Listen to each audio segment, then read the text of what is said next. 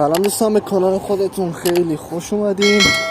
یا آموزش دیگه داریم رایگان. میخوام یه چیزی رو بهتون بگم. اگه ترمز زدنی پشت آمپرتون روشن شد نکنین، این که حالا با دسته روشن کردم ایرادشو برطرف کردم. این مشتری با ایراد این به من مراجعه کرده بود که آقا من ترمز میزنم پشت آمپرم روشن میشه، دنده عقب میگیرم نور پایینم روشن میشه. منم مستقیم رفتم سراغ لامپای عقب.